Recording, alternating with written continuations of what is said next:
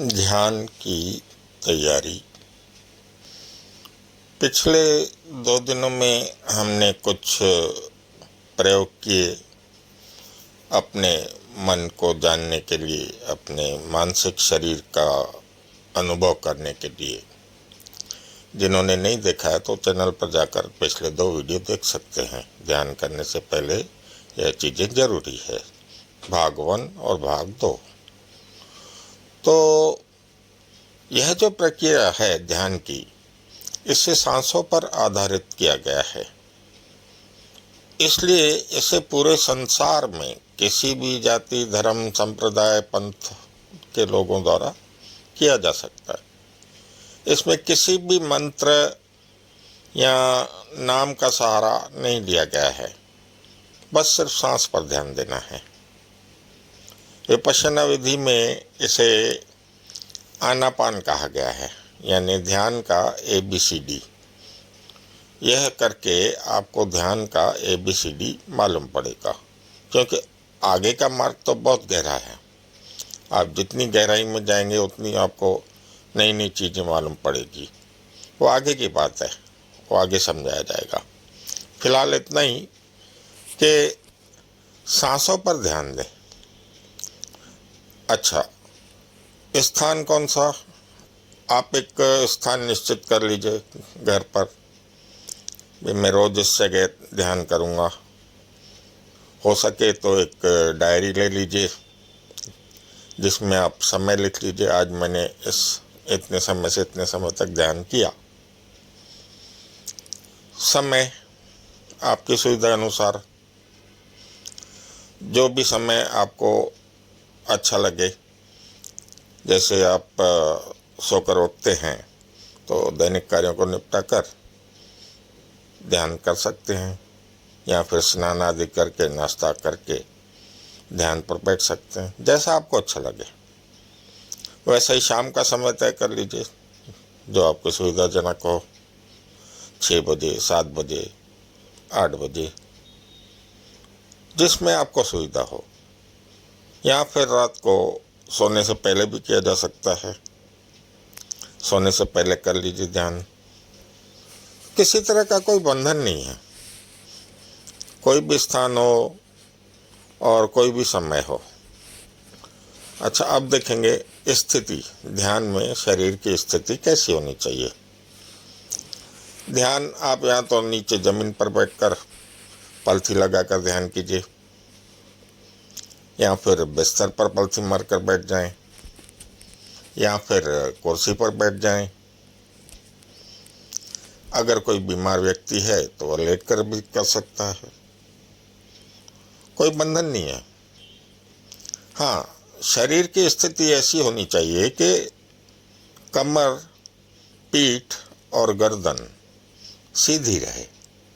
जो हमारी स्पाइन है वह सीधी रहे और उसमें बैक को सपोर्ट मिले।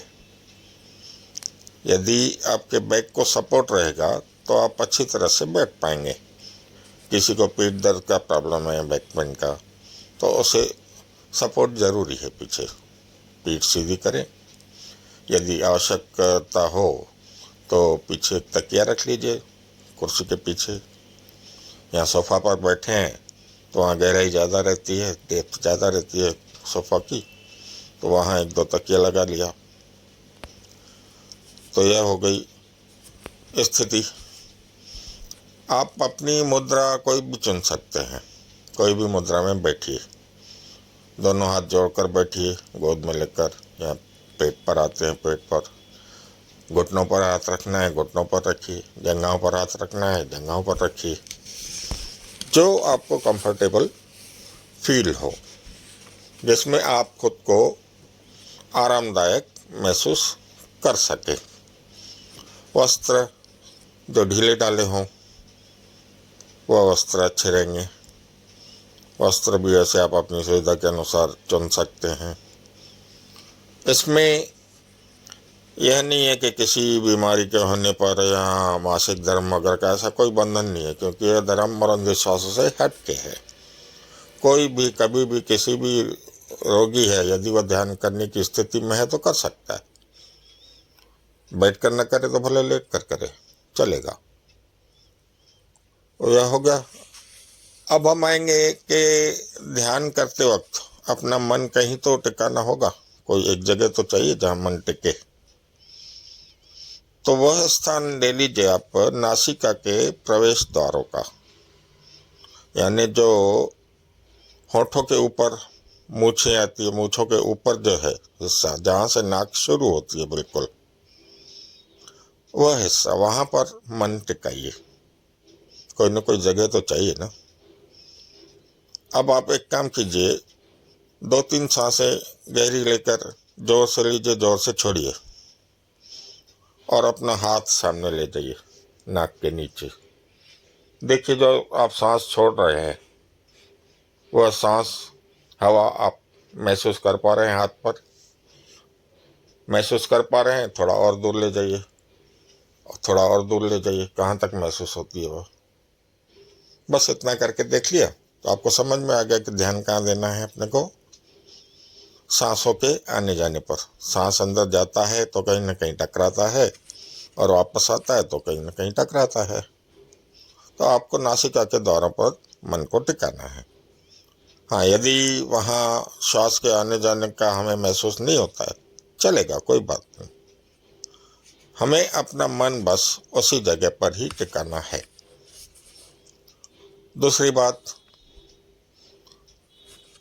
सांस पर ध्यान देना है तो यह बात निश्चित है कि मन भटकेगा, मन में अलग अलग तरह के विचार आएंगे।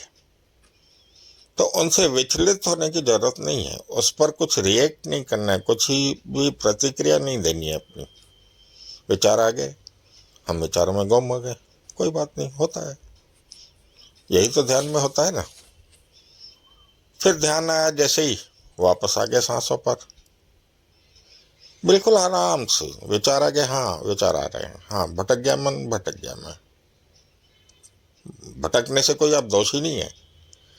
अपने आप को गुस्सा मत लाइएगा कि भाई मैं ध्यान लगा नहीं पा रहा हूँ, मैं तो विचारों में खोया रहता हूँ, विचारों में ही परेशान रहता हूँ। नहीं, यदि आपको ध्यान आ गया कि मैं अभी भटक गया हूँ, यानी आप जागरूक हो गए हैं, आप मेडिटेशन में सफल हो गए हैं पहले कदम में। क्यों? क्योंकि वैसे हम दिन भर विचारों में खोए रहते हैं, हमें पता नहीं चलता ना। दिन भर हमारे मन में कितने विचार आते हैं, नेगेटिव भी आते हैं, पॉजिटिव भी आते हैं। एक रिसर्च के मुताबिक तो दिन में 60,000 विचार आते हैं।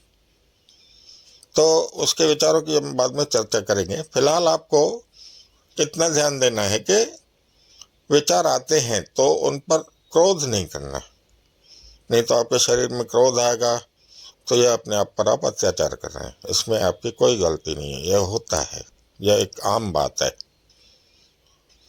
तो अब श्वासों पर ध्यान केंद्रित कर लिया, नाक के नीचे एक जगह बना ली, वहाँ आपको मन टिकाना है। दूसरी बात, ध्यान दिन में कहीं भी, किसी भी जगह पर, किसी भी स्थिति में किया जा सकता है। अगर आप समझ लीजिए डॉक्टर के क्लिनिक में बैठे हैं और अपना नंबर आने का इंतज़ार कर रहे हैं, तो वहाँ ध्यान कर लीजिए। आंखें बंद करके कर सकते हैं तो बहुत ही अच्छा। नहीं, आपको झिझक महसूस हो रही है, आसपास लोग बैठे हैं क्या कहेंगे, तो आप सांस पर ध्यान दीजिए। भले आंखें खुली रहे, आप ध्यान लगाइए सांस के आने जाने पर। यदि आपको क्रोध आ रहा है तो क्रोध आने पर भी अपना ध्यान लगाएं आप सांस पर। तो अब ये सारी चीज़ें मैं बता चुका हूँ ध्यान की तैयारी के बारे में। अब इसके आगे चर्चा करेंगे हम जब ध्यान में बैठेंगे। ध्यान में बैठने के बाद आपको क्या क्या अनुभव हुआ, उसके बारे में विस्तृत चर्चा करेंगे। अभी इसके बाद आपको एक वीडियो दिया जाएगा 10 मिनट का गाइडेड मेडिटेशन, जिसमें आपको बीच बीच में सजग भी किया जाएगा ताकि आप विचारों में ना खोएं। तो वह वीडियो भी आपको जल्दी दिया जाएगा। ठीक है, धन्यवाद।